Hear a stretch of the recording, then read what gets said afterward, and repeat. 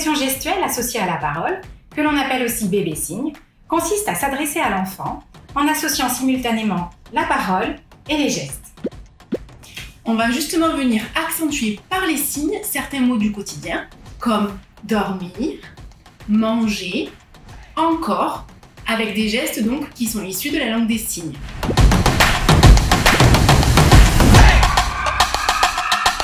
En fait, nous voulons savoir s'il existe un lien entre la pratique de la communication gestuelle associée à la parole et le développement du langage chez les jeunes enfants. Nous réalisons cette étude auprès d'enfants âgés de 10 à 28 mois, donc Babylou nous offre un terrain d'expérimentation parfait. Et jusqu'à présent, il existait assez peu d'études sur cette thématique, donc nous sommes vraiment ravis de pouvoir porter cette recherche pour aller un peu plus loin. C'est vrai que depuis la pandémie et notamment l'utilisation du port du masque, les professionnels se sont assez naturellement tournés vers le bébé signe pour enrichir la communication avec les enfants. C'est donc important de savoir si cela a un impact tangible sur le développement du langage.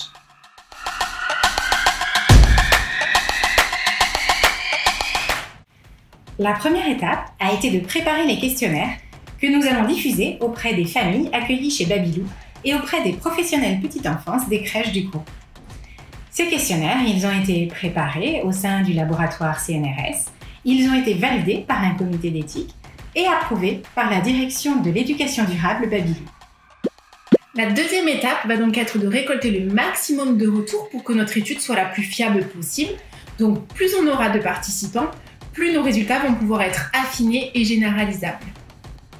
La troisième étape va être de traiter toutes les réponses au questionnaire pour comprendre s'il existe un lien entre l'acquisition du vocabulaire des tout-petits et la pratique du bébé signe en crèche et en famille. Alors, communication gestuelle associée à la parole ou pas, répondons au besoin vital de communiquer du tout-petit.